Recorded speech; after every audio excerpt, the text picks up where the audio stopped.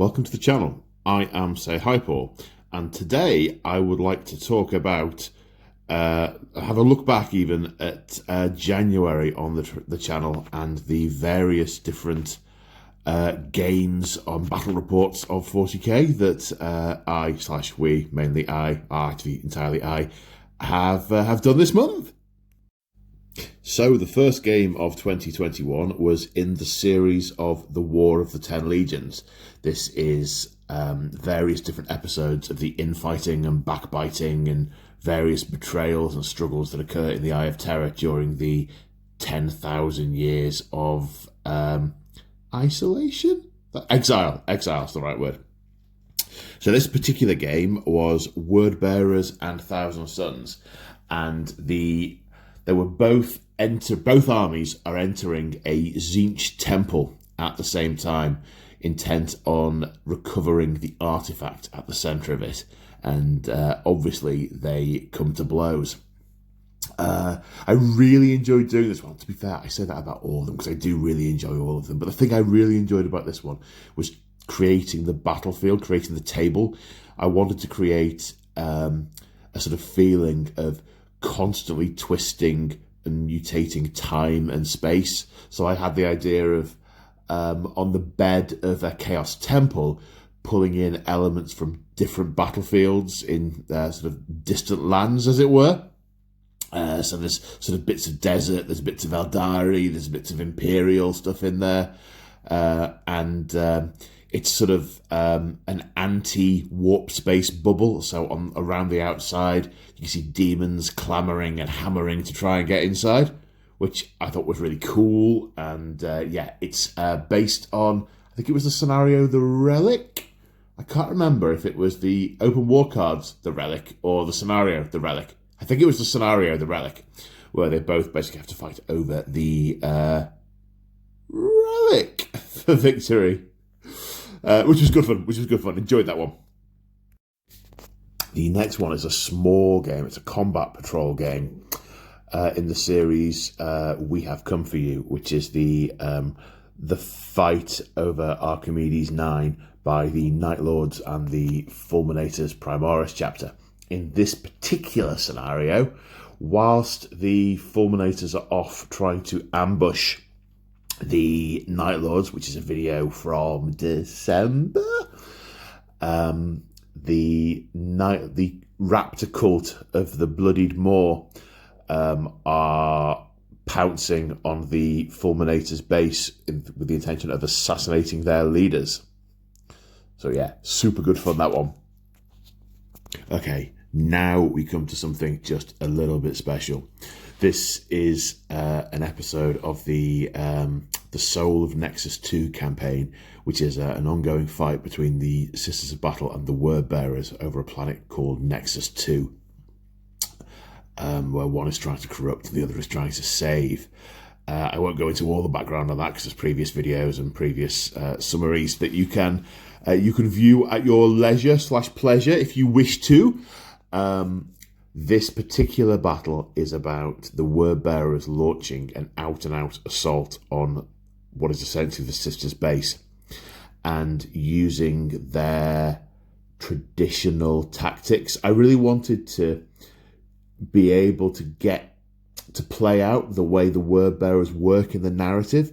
So they will start by sending wave after wave of demons and cultists and chaos spawn and mutants into the enemy lines as fodder, and then they start to back it up with things like demon engines. Then eventually Astartes will hit the table, hit the battlefield, and the enemy will be almost overwhelmed by that point. And I really wanted to try playing that out.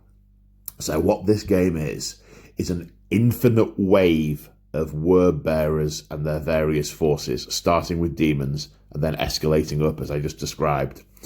And the Sisters have to hold out for as long as they possibly can whilst the rest of their base is evacuated, because it's clear that they're going to be overrun.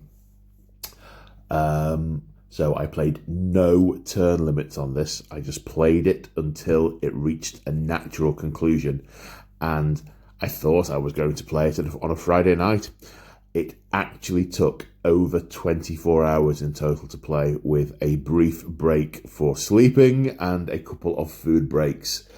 It was intense, it was immense. There are some amazing hero and villain moments, and it was just absolutely epic. Really, I was just saying, I enjoy them all, but loved that one. And that game was in the members area, so available to channel members.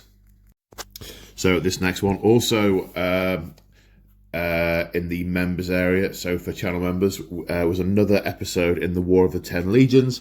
This time we have the echoes of the incident of the Angel Exterminatus, where Fulgrim betrays Perturabo, and the betrayal and the bitterness and the enmity endures for thousands and thousands of years. And we see the Iron Warriors learning the location of an Emperor's Children fortress within the Eye of Terror, and then moving to assault it. This particular battle is based around the outlying cities as the Iron Warriors move their heavy armor up to start pounding the walls of the city. Okay, so these next three are a mini series. The first part of which is up on public YouTube. Parts 2 and 3 are in the members area for channel members. Now, each game is standalone in its own right and can be watched individually in its own right, but they do string together to form a narrative. So this is the series I call The Day the Great Rift Opened. And it's a sort of what happened to the individuals who happened to be in the path of the Great Rift when it opened, and they suddenly find themselves in warp space. So I've done a few of these so far, which you can look back on and see in the channel and see in the other looking back at videos. This particular one, I wanted to do something around what happens when there were two forces who were already in conflict with each other when the Great Rift opens.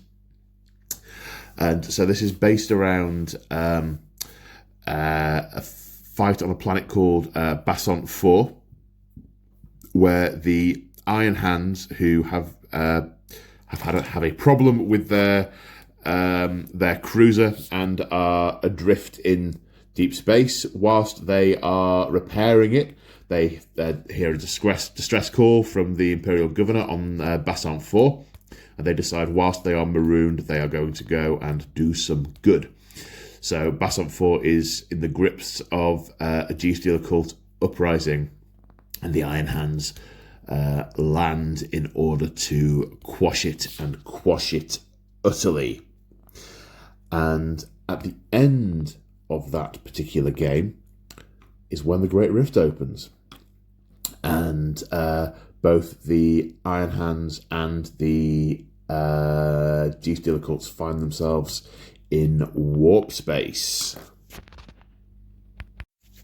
The second part in the Members Lounge is around the Iron Hands' response to what they erroneously believe to be a Genestealer attempt to open a warp rift. So they make a full-scale planetary landing in attempt to secure the city and root out the source of this warp weapon that the Genestealer cults are employing. And yes, it becomes apparent very quickly that this is not a minor warp weapon, and that they find themselves in an all-out war with the demons on the planet.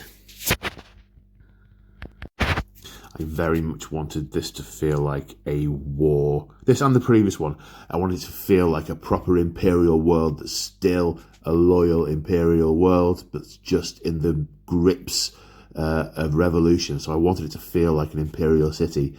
So hence the statues and the pretty trees.